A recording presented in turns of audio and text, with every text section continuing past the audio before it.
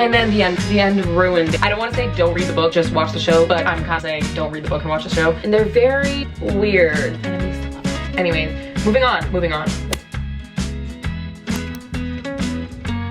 Hello and welcome back to my channel. My name is Lena if you are new here. Today is very exciting. I've never done this video before. I definitely did not read as much books as I could have this year. I still managed to read 24 books in 2024. So the first book that I read was part of a series, Iron Flame by Rebecca Yarros. I gave this one a 5-star. No surprise there. Basically, we follow this girl, Violet, who goes into a war college. You either join the infantry, the healers, scribes, or the dragon riders. She ends up being a dragon rider. She meets this guy, Zayden, and it's like an enemies to lover vibe. I started off the year very strong with a 5-star. The next book that I read is Before We Were Strangers by Renee Carlino.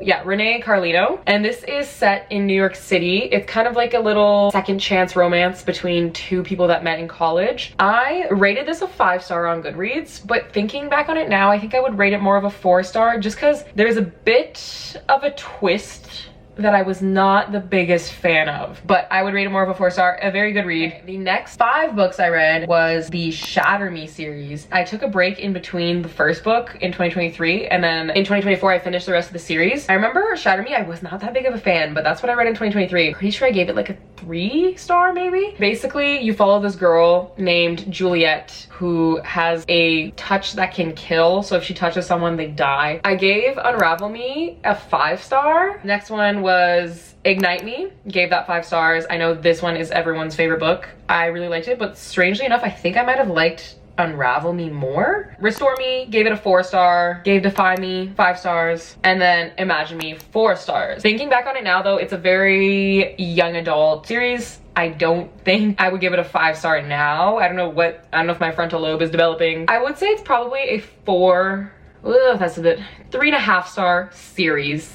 as a whole. I do wish they would have shared a bit more about other characters. Next up, White Oleander by Jeanette Fitch. This is about a girl that is in the foster system. She goes through a bunch of different houses and you kind of understand the background of why she's in the system in the first place. And I actually thought it was a very interesting read. I think it's a really important topic. I actually found this book at the thrift store, so that was a great find for like maybe $4. I rated it a 4-star. There was a few chapters that felt like they didn't need to be there. Next up, A Better Proposal by Ellery Douglas.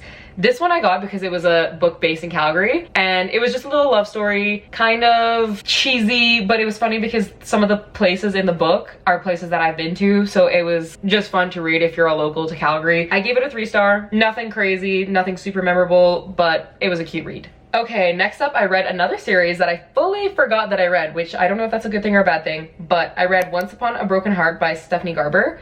I gave Once Upon a Broken Heart 3 stars, which is crazy because I was thinking that I would absolutely eat this book up because I heard so many good things about it. It kind of reminds me of like a fairy tale series. The main girl has been obsessed with like true love her whole life and she's looking for her true love. It starts with her trying to stop a wedding because her one true love is marrying someone else, which I think, first of all, like if your one true love is marrying someone else's, are they really your one true love? But there is magic in this series. I think she thinks that he's like cast in a love spell or something like that. But anyway, she ends up meeting the Prince of Hearts. She learns very quickly that like bargaining with someone that's immortal is not a good idea. It sounds very YA when I'm saying it, and it is, but regardless, it was a cute book, gave it 3. I did pick up the second book because I was like, you know what? I gotta give it another shot because I bet you I'm not into the thick of it, and this series does get better. So I got The Ballad of Never After, which I gave 4 stars. Just know I love a good enemies to lovers. Anyways, moving on.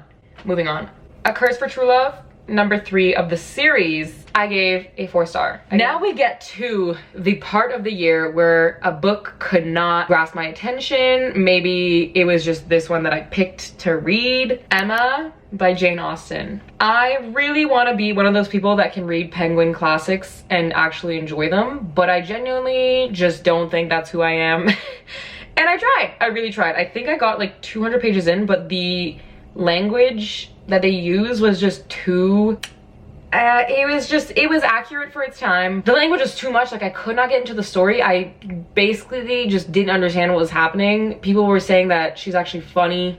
I can't pick up on that, and that's maybe because I'm not good at analyzing literary fiction like that. And you know, people have their strong suits, and this one is not one of mine. I DNF'd this book. Maybe one day I'll pick it back up when I'm more of a mature reader and I can actually understand. That being said, I went on a DNF rampage, clearly. One Day by David Nichols? This show on Netflix is so good. Like, if anything, I don't want to say don't read the book, just watch the show, but I'm kind of saying don't read the book and watch the show. The writing was very dry. I felt no emotion in the characters. I think the way that the show portrayed their love story was just so accurate to like the miscommunication kind of trope and the right person, wrong time kind of thing. It just follows this girl, Emma and Dexter. Sorry, I had to move the angle. But they meet one day every year, and you kind of see how the relationship progresses over the years, and it goes like all the way through their 20s. I did not finish the book, so I don't know if the book hits as much as the show does. But honestly, I just say watch the show. The last episode of the show, I was crying for 45 minutes straight. You could not get me to stop crying. And then the next day I was making breakfast and I started crying while making breakfast because I had thought about the episode. It's so good. I DNF this though, so I cannot give a rating. Next up, my girl, Sally Rooney. I read Conversations with Friends, finally. Very Sally Rooney, very not plot heavy, more character driven. I gave this a 5 stars, as Sally Rooney deserves. 2 college students who happen to actually used to have dated. These 2 girls, they are best friends and they meet this married couple and they both become friends with this married couple. It's kind of a weird cycle of affairs. One of them's an aspiring writer, and you kind of follow just this group of 4 people who have this very strained relationship. 5 stars. I think it's the shortest book that I read this year. Love Sally Rooney. Okay, I decided to switch it up and go for something that I had never heard about before. This is Before We Were Innocent by Ella Berman. Honestly, this was a very interesting read. It's a summer in Greece for 3 best friends, and it ends in the unthinkable when only 2 return home. Basically goes from 10 years ago to when one of them didn't come home, and then 10 years into the future, and we kind of slowly find out what happened and why one of them didn't come home. And there's this whole drama on how they thought that the 2 other girls were like killers, and it kind of just goes through this whole drama about like being in the spotlight of media after someone close to you dies in such a tragic way. And I gave this a 3 star. It's a strong 3 star. I wouldn't say it's a bad book in any way. I just don't think it had the wow factor. Okay, I really did a 180 with this one. Next up was Mile High by Liz Tumford. I gave this one a 4 star. People are obsessed with this series and they're like, this is the standard for men. I don't think it was this guy that they're talking about, I don't think. But it basically follows this one girl. Her name is Stevie, and she's a flight attendant for an NHL team. This one guy, Xanders, is like a very, you know, a jock, a player, and he wants to like get with Stevie. She does not want anything to do with Xanders, and you kind of follow them progressing, how they kind of get into a relationship. Like, this is obviously a romance, so I don't think that's a spoiler. It was not like crazy worth the hype. I still rated it a 4 star though. So the next one is actually part of the same series. Now this is the one that everyone is obsessed with, and this is where everyone thinks Ryan is the best like book boyfriend. I think he's a pretty good one. I wouldn't say he's the best one. I don't know who I think is the best one actually. He plays for the Chicago Devils. He is in the NBA. This is Stevie's brother. So Ryan is Stevie's brother. So it follows like a certain group of people, and I'm pretty sure the 3rd book follows a friend of Xander's. I haven't read it though. But it follows that, and then one of Stevie's best friends, and then she has to live with him because she just broke up with her boyfriend and they live together. You know, it's kind of like close proximities trope, sister's best friend trope. I don't know. I really liked it. I still gave it 4 stars. The next one, this is the first book that I read when I moved, and I just wanted to get into something fun. So I read Bride by Ali Hazelwood. This book was so strong until it wasn't. Okay, so they follow basically a vampire bride and a werewolf who have to get married, kind of giving enemies to lovers, but they have to do it for the greater good of the whole community. Then you follow the werewolf, the alpha werewolf, and the vampire bride's relationship. I was thinking this might be a 5-star. I was like, okay, Ali Hazelwood, I've never heard of you, but let's go. And then the end ruined it. Or like, not the end, I can't say without spoiling it, but there was something in the spice department, and if you read this book, I hope you're disturbed like I am.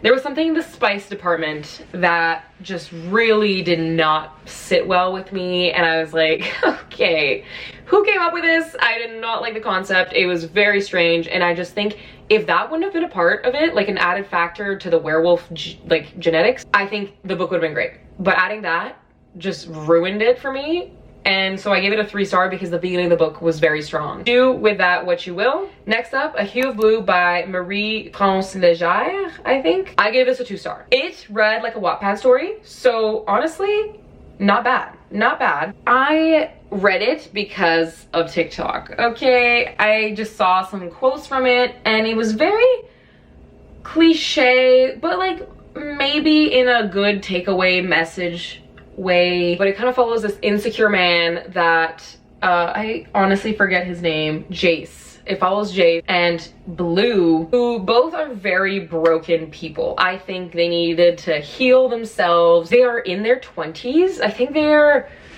thought they were like 21 or something when they met, or 23, and it read high school, so they were going to uni, but it was reading like a high school book.